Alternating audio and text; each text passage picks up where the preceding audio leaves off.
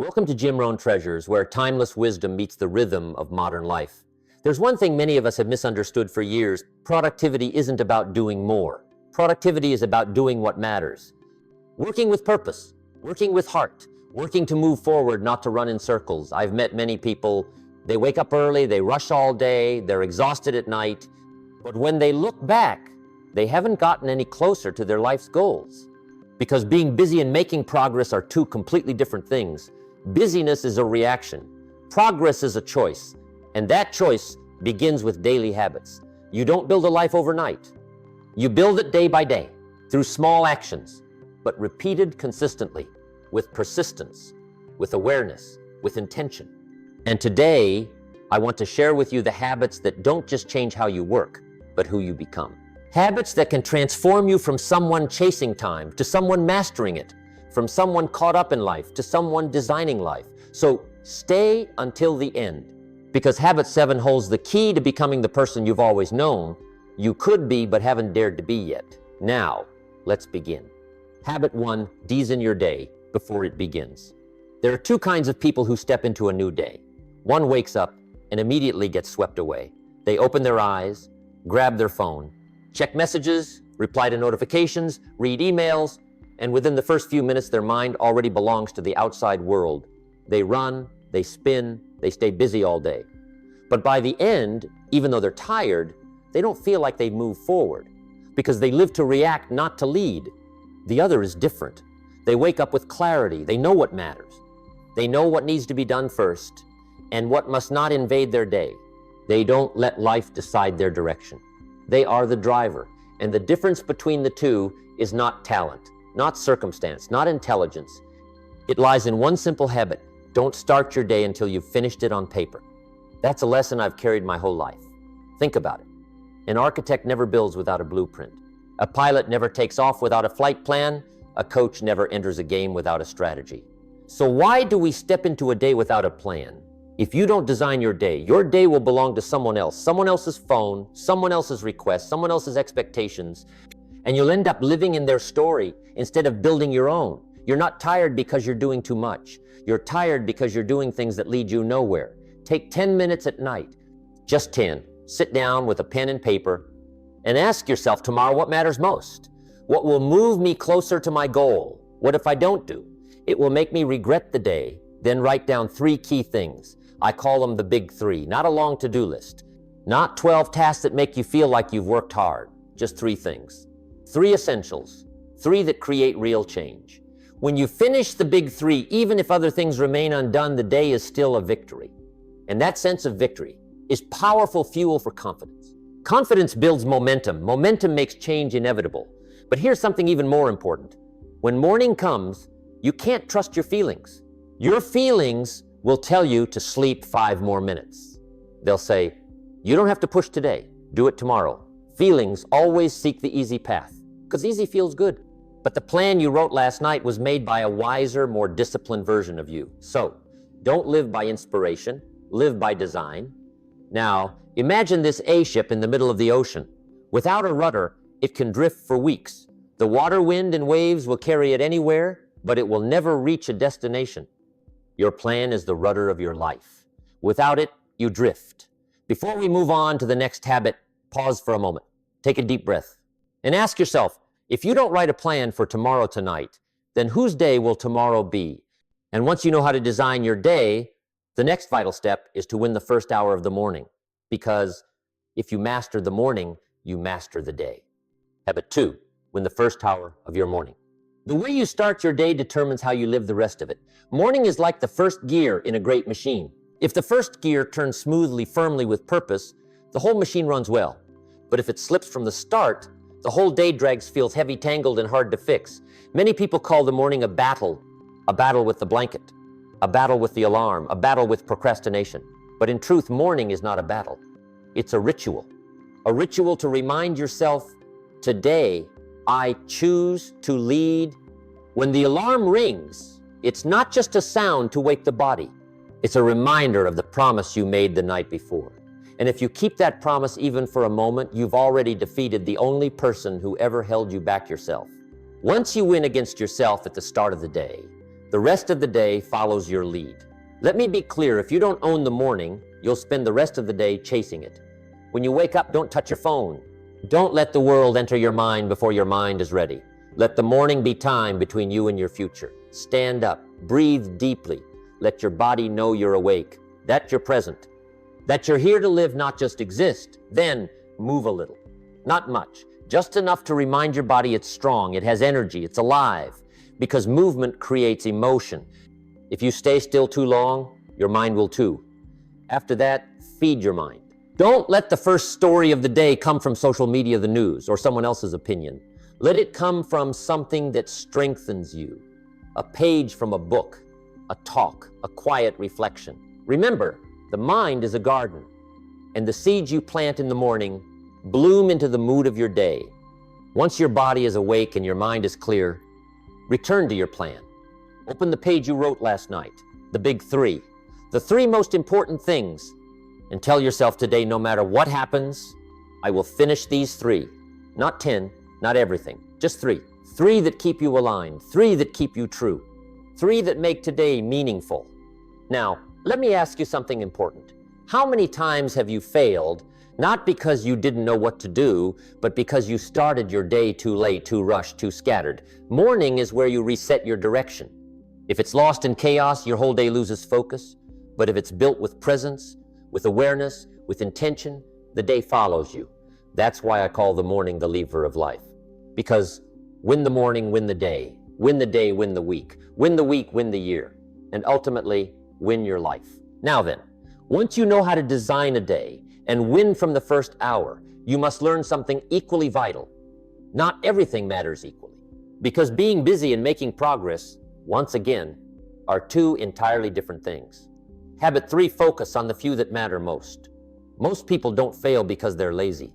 They fail because they're busy with the wrong things. They do a lot, a whole lot. Long lists of tasks, goals, meetings, replies. But in the end, they don't go far because they spread their energy too thin. They confuse motion with progress, activity with achievement, and that is dangerous. There's a principle I learned early, and it completely changed my direction. 80% of results come from 20% of effort. Always. A few things truly move you forward. The rest just keep you busy so you can feel like you're doing something. What matters isn't doing more, it's choosing right. Imagine standing in a dense forest. You could grab a small knife and chop at every branch, or you could spend time finding the right path. The first works hard. The second goes farther, faster, lighter. The difference isn't effort, it's direction. Some actions, when you do them, make everything else easier, or even unnecessary. Those are your vital 20%. But the problem is, most people spend most of their time reacting to small things, outside requests and distractions, things that make them feel busy, because busyness feels alive. But focus requires courage. To focus is to say no to distraction, to others' expectations, to what's easy. And not everyone's ready for that. Look back at your day, gently, honestly. How much time did you spend on what truly moves you forward? And how much did you just chase life? If you review your week, you'll see the moments of true progress didn't come from hours of errands. They came from the hours you went deep on what mattered. It could be an hour reading the book you've been avoiding, 2 hours, working on a meaningful project, a workout you didn't quit halfway. One moment of deep focus is worth more than 10 hours of distracted effort, because focused energy is what creates results. Here's the key. Each morning before the world touches you, identify your 3 most important tasks of the day. Not everything, not what's urgent. What changes your future? Then do them first while your mind is clear, your willpower strong, and the world hasn't pulled you away. Do just those 3 things every day with seriousness, focus, and no distractions, and your life will change faster than you think. Why? Because successful people don't do more than others. They do what matters more. Now, pause for a few seconds, no rush, breathe deeply. And ask yourself today, have I done what matters most? Or am I just staying busy to forget that I'm procrastinating? That's not an easy question to face, but it's one that must be asked every day without fail. Because you can't move forward if you're always busy with what leads nowhere. And here's what might surprise you. Even when you know what to focus on, you'll still have days when you can't do it. Not because you lack time, not because you lack a plan, but because you lack energy. So in the next habit, we'll talk about something even more valuable than time energy. Habit 4, protect your energy, not just your time. Many people say they don't have enough time. But the truth is, they don't lack time. They lack the energy to use their time meaningfully. You can have 10 hours in a day, but if your mind is tired, your body sluggish, your heart stretched thin, those 10 hours won't create much value. But if you're alert, clear, full of vitality, even 1 hour can change your entire life. So you don't just need to learn time management, you need to learn energy protection. Imagine your energy like a clear water bottle. Each morning that bottle is full, pure, cool, enough to nourish a full day of living. But then you meet someone who's always complaining. A little energy leaks out. You scroll social media for too long. The water turns a bit murky. You try to do everything at once. The water level drops again. You procrastinate and guilt seeps in. The bottle starts to feel heavy. By the end of the day, you have nothing left to give to what matters. Not because you lack time, but because you lost energy. So this habit isn't about doing less or more. It's about who you allow to touch your energy and what you allow into your mind. You have the right to love people, but you are not obligated to let their negativity live in your head. Some people leave you feeling lighter after you talk, clearer, more hopeful. And there are others, one meeting alone is enough to leave you drained. Learn to notice that without judging anyone. Simply understand that energy is an asset, and you have the right to protect it. But energy doesn't come only from people. It comes from your body too. Your body isn't a secondary vehicle. It is the home of your soul. If you neglect it, you won't be able to bring to life the beautiful things you carry in your heart. You don't need flashy workouts. Just move your body every day. Let your heartbeat remind you that you are alive, not just existing, and rest, not to escape, but to come back stronger. A bow that's always drawn will snap. So do people. Learn to pull back so you can spring forward. And there's something else, something many people overlook. Your environment also creates energy. A cluttered desk scrambles the mind. A noisy space scatters thoughts. Dim lighting wears down the spirit. Take time to reset, not for aesthetic minimalism, but because the mind needs a place to stand still. When the space is clean, the mind can breathe. When the mind breathes, the heart feels lighter. When the heart is light, energy flows. Now, I want you to be honest with yourself for a brief moment. Where are you leaking energy? In an unhealthy relationship, in the endless scroll habit, in trying to please everyone, or in the race to be always busy? Quietly look at the life you're living. You'll know the answer. And when you find the leak, don't rush to judge yourself. Just gently close it, bit by bit, but consistently, because energy is the foundation of all action. Without energy, there is no progress. When energy is strong, discipline feels lighter, focus feels natural, life becomes clearer. And once you know how to protect your energy, there's something you must learn to avoid getting lost on the long journey. You must know how to stop and look at yourself. Not just do, but understand what you are doing. Habit 5, pause to observe yourself. We often think that if we just try harder, work longer, add hours, add effort, everything will eventually improve. But that's only half the truth. Hard work only matters when you understand what you're doing.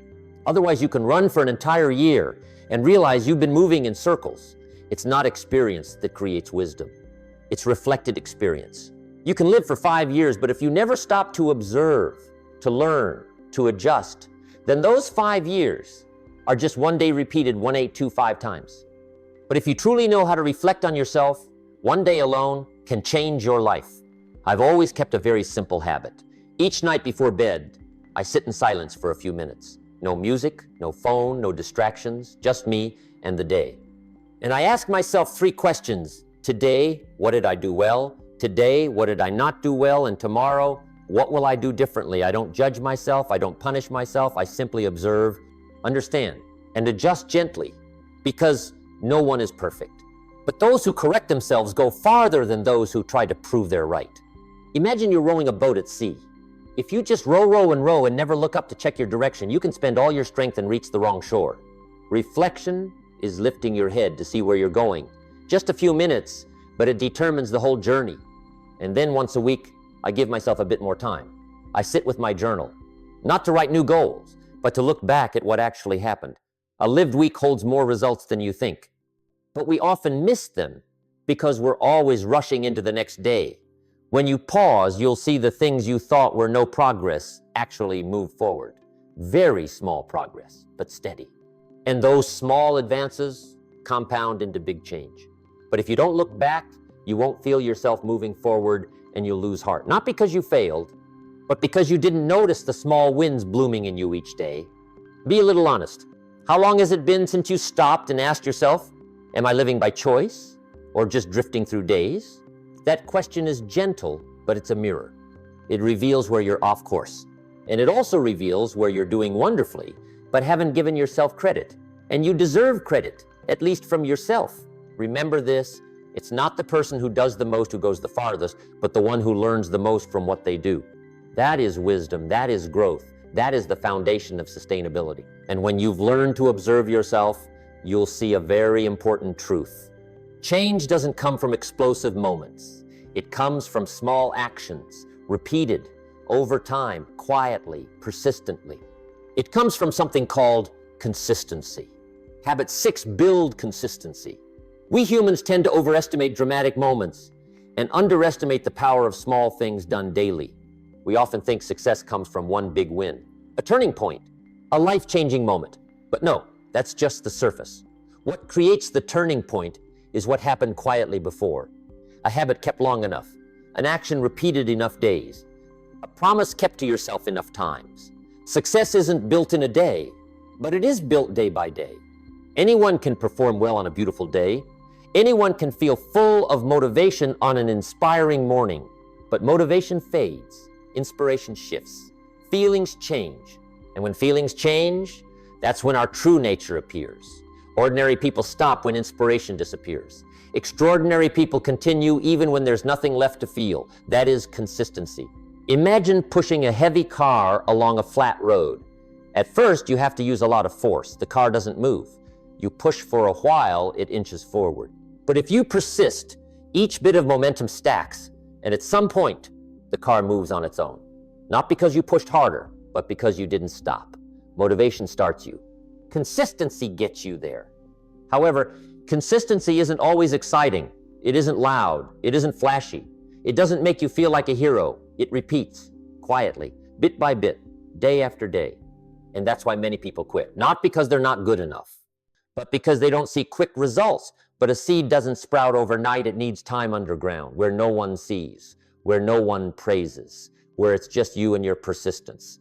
If you stop watering, the seed dies right before it breaks through the soil. Likewise, you can't see progress every day, but you can feel yourself keeping your word every day, and that is the real win. Ask yourself gently, how many times have you started something good but abandoned it halfway? Not because you didn't want it, but because you wanted results too soon. You wanted inspiration to stay longer. But inspiration is a guest. Discipline is the host. And each day you do what you promised, however small, you build something priceless: self-trust. A person who doesn't trust themselves can't go far. But someone who knows, if I say I'll do it, I will, cannot be stopped. So apply this simple rule. There is no day zero. Even the smallest step counts. One page, one short note, a brief workout, a phone call you've been avoiding. Just do one thing that moves you a little forward, just a little. But don't break the chain, because when the chain doesn't break, you're stronger than you were yesterday. And that is the only road to true success. Not big leaps, but steady steps. Not burning bright, then burning out, but keeping the flame long enough for the light to become natural. And once you've built consistency, there's something you must protect more than ever: your mind. Because thinking is where every action is born. If the mind is misaligned, everything else will be off. Habit 7, nourish your mind every day. Life doesn't change from what you do with your hands. It begins to change from what you allow into your mind. Because every action starts with a thought. Mindset is the root. Behavior is only the fruit. If the root is healthy, the tree will be healthy. If the root is rotten, the tree will wither. So your mind is what you must protect first. But most people leave their minds open all day, letting anything out there walk right in. They turn on negative news in the morning. They scroll social media mindlessly during breaks. They let others' judgments, gossip, and weariness pour into them. Then they wonder why they feel anxious, insecure, heavy, drained. There's no mystery. The mind becomes what it consumes. Just as the body can't be healthy if it eats only junk, the mind can't be strong if you feed it mental trash. Imagine your mind is a garden. If you don't plant flowers, weeds will grow on their own. You don't need to invite weeds. They come by themselves. Likewise, if you don't intentionally sow empowering thoughts into your mind, then anxiety, insecurity, and doubt will find their way in. So, don't just live. Stand guard at the door of your mind. Ask this thing I'm hearing, watching, reading. Is it strengthening me or weakening me? If it weakens you, put it down. No anger needed. Just step away gently. If it strengthens, you keep it, like tending a fire. I remember in my early years, I had no money, no status, no achievements to be proud of. But I had one thing that anyone has the right to choose. I chose which sounds would feed my mind each day. I read books. I listened to people with great ideas. I chose to be around those who were further along than me, not to admire them, but to learn how they think. Because thinking isn't something you're born with. It's something that's planted. You may not control the starting point of your life, but you can control the mental environment you live in each day. And that environment, slowly, bit by bit, will shape who you become. Let me ask you this. Does your morning begin with the world's noise or with your own voice? Do you open your phone first or open your mind first? Do you listen to people talk about themselves, or do you remind yourself of your own journey? A small question, but it sets the direction of your entire day. Try something simple. Spend 10 to 20 minutes each morning nourishing your mind with something powerful. A page from a book, a short note, a thought that makes you sit and breathe deeply. You don't need much, just consistency. Because the mind doesn't need a grand feast, it just needs daily care. And then one day you'll realize you start thinking differently. You start speaking differently. You start choosing differently. You start living differently. Not because you forced yourself, but because you changed the route. And here's another wonder. When your mind is nourished each day, life as a whole becomes lighter. Things that once worried you, you now see more clearly. Things that once stopped you, you now step through more easily. Things that once made you doubt yourself now become fuel for your growth, not because the world changed, but because you change from within. And when the mind is strong, when your thinking is clear, when you know how to protect what feeds your soul, then you're ready for a more important step: protect your calendar. Because what isn't scheduled will never become real. Habit 8, protect your calendar like you protect your assets. Life isn't determined by what you want to do. It's determined by what you put on your calendar. Because what isn't scheduled doesn't happen, not because you don't want it, but because life always has something else to wedge in. Life always has an urgent call, a message, a request. A small thing, it'll just take a minute, and you get pulled away, gently. But pulled often enough, and you lose yourself. We often think I'll do that when I have time, but time never arrives on its own. It has to be made, and it has to be protected. Imagine your calendar as a piece of land. If you don't plant on it, weeds will grow on their own. Weeds don't ask permission. They don't need an invitation. They only need you not to pay attention. And each time you say, I'll do it tomorrow, you're handing your land to weeds. I realized this very slowly. I worked hard. I stayed busy all day. Yet somehow, the things that truly mattered to my life, I always pushed to tomorrow. Until one day, a mentor told me, if it's truly important, it must be on your calendar. If it isn't on the calendar, then you're only pretending to value it. Those words hit me straight on. I realized it's not that I didn't know what mattered. I knew, but I wasn't protecting it.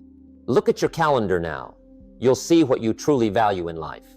Not what you say, but what you give living time to. You can say you value health, but if there isn't a set block scheduled for training, you're lying to yourself. You can say you want to learn and grow, but if there's no time marked reading, research, thinking, then you're hoping, not building. Hope doesn't build a life. A schedule builds a life. So do something very simple. Choose a fixed block of time each day for the most important thing in your life. Even 30 minutes, even 20 minutes, even 10 minutes. The point isn't duration, it's commitment. When you put it on the calendar, you're telling life, this matters. This is worthy. This belongs to me. And you'll be surprised how that begins to change the way you see yourself. You'll start to believe you're someone who keeps promises, someone responsible for their future, a builder, not just a dreamer. And that belief will seep into every other action in your life. Now, I want you to pause for a moment, take a slow breath, and ask yourself, is there something truly important in my life that I've let slip for too long simply because it never made it onto the calendar? It could be a book you want to write, a body you want to build, a project you want to start, or simply quiet time to think for yourself. If it's important, put it on the calendar. Tonight, don't wait for inspiration. Don't wait for perfection. Don't wait for when I have time, because time doesn't come. It must be set aside. And once you know how to protect your calendar, there's something else that will determine how far you go, the environment you live in. Because people aren't the result of willpower, they're the result of the environment they live in every day. Habit 9, build an environment that lifts you. No one grows alone. No one gets strong alone. And no one collapses alone. We become who we become because of the environment we live in each day. Not in brief moments, not in special times, but in the quiet habits of daily life. People are like seeds. If planted in fertile soil with enough light and water, they will sprout. But if planted on rock, they will die even if the seed had great potential. Potential isn't enough. The soil decides whether the seed survives, and your soil is the environment you live in. Some environments grow you, make you stronger, expand your vision, stretch your heart, raise you above who you were yesterday. And some environments are like rooms with no air. You still live, but you can't breathe deeply. You can't focus. You can't create something profound. You can't persist on a long journey, not because you lack determination, but because the environment doesn't lift you. I used to believe willpower alone was enough, that if you're determined, circumstances don't matter. But that's only half the truth. Willpower can get you going, but environment is what keeps you there. You can soar on determination, but if your surroundings are a pit, sooner or later you'll be pulled back down. That's not failure. It's the gravity of the inner life. Gently look at the life you have, the people you meet each day. Do they energize you or drain you? The stories you hear, do they expand you or shrink you? The space you work in, does it brighten your mind or burden it? Are you in an environment that allows you to grow, or one that keeps you the same? You don't need to judge anyone. No need to resist. Just see it. And once you see it, you'll know what needs to change. You don't have to leave everything. No need to cut ties. No need for harsh distance. Just change the ratios. Less of what weakens you, more of what strengthens you. Less time in draining conversations. More time with people of vision. Less exposure to meaningless noise. More quiet so you can hear yourself. Less comparison. More observation and growth. That's how the environment begins to change, slowly but very truly. I've seen lives transformed completely, not because they found great motivation, but because they changed environments. They started staying close to builders. They started listening to supportive voices. They started being in places where growth is normal. And gradually, they became part of that normal, because you become the average of the people you're closest to, not all at once, but day by day. Conversation by conversation. Habit by habit, choice by choice, slowly, quietly, but surely. Now, ask yourself one thing, a simple question that can change your direction. Am I close to people who move me forward, or people who slow me down? The answer will come quickly, and it will be quiet. You'll feel it. Don't ignore that feeling. It's your inner compass. And when you have an environment that lifts you, live with clarity.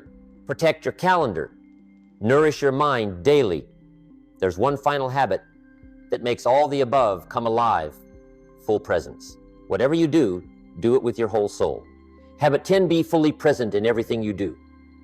One of the tragedies of our age is that people do many things, but are present in very few places. They are eating, but their mind is at work. They are working, but their mind is thinking about rest. They are with family, but their mind is scrolling the phone. The body is here, but the heart is wandering. And when you're not fully present, you're not truly living. You're just passing by your own life like a guest, briefly visiting your own existence. You don't feel the joy. You don't feel the beauty. You don't feel the depth of what's unfolding right in front of you. Not because life lacks anything, but because you're not there to receive it. I used to live like that. I thought that to do a lot, I had to do many things at once. I was proud to say I'm good at multitasking. But then I realized multitasking didn't make me more effective. It only fragmented my mind. And when the mind is fragmented, we lose depth. And you know, without depth, there is no value. Life doesn't reward those who do more. Life rewards those who go deep. Imagine you're holding a magnifying glass under the sun. When you move it around to many different spots, the light does nothing. It just warms a little, then fades. But if you focus the light on a single point long enough with enough concentration, it will make fire. Life is the same. Your energy, your time, your spirit, when scattered in many places, only warms everything a little. But when you focus on one thing, one task, one person, one moment, You create the fire of life. And that flame changes you, changes results, changes your life. To be fully present, you don't need to try harder. You just need to be here. When you eat, eat. Savor the smell, savor the taste. Feel gratitude for the food on your table. When you work, work. Don't think about outcomes. Don't think about who's watching. Just pour a whole soul into it. When you speak with someone, look into their eyes. Listen without preparing your reply. Listen to understand, not to react. When you're with yourself, don't run from stillness. Let it wash your mind clean. And then you'll realize something. Presence doesn't just make everything better. It makes life more beautiful. Every moment becomes deeper. Every action becomes meaningful. Every meeting becomes real. Every breath becomes full. You no longer feel lacking because at last you are present in your own life. Pause for a few seconds. Right here. Breathe deeply. Feel your body sitting. Feel the air coming in and going out. Feel life unfolding. In this moment, and ask yourself softly, how long has it been since I was truly here? Not running, not striving, not worrying about tomorrow, just here. If you begin to live each day with this presence, you'll see that life doesn't need to be better. It only needs to be seen with a waking mind and an open heart. And now, when you have it all, the plan, the morning, the focus, the energy, the review, the consistency, the strong mind, the protected calendar, the supportive environment, the full presence. You have the foundation of a life lived on purpose. What remains is to sustain it each day, not loudly, not hastily, not chasing explosive moments, but living one day at a time. You see, life doesn't change in one blazing moment. It changes in very ordinary days, in small choices, in repeated actions, quiet but steady. Success isn't a destination you touch. It is a way of living, a rhythm, an attitude toward each day, each hour, each moment you have. And that always begins with you, not with circumstances, not with luck, not with some big opportunity waiting for you in the future, but with how you live today. Today, you can choose to design your day. You can choose to win the first hour. You can choose to focus on what matters. You can choose to protect your energy. You can choose to reflect, understand yourself, and adjust. You can choose to keep your word to yourself each day. You can choose to nourish your mind with powerful things. You can choose to build an environment that lifts you. You can choose to be fully present in every moment. And if you choose to do those things, not once, but a little each day, then one day you'll look back and see that your life has changed, not by an explosion, but by the steadiness of a soul that knows where it's going. Remember this. You don't have to be perfect. You only have to be faithful to the path you've chosen. And I believe if you're hearing these words, the seed of change is already in you. Your job is simply to water it every day. If these words have resonated with you, hit subscribe so we can continue this journey together, because the journey of change is not a journey walked alone. And if you want to remember more deeply, write one thing you will start today, even something small, in the comments below.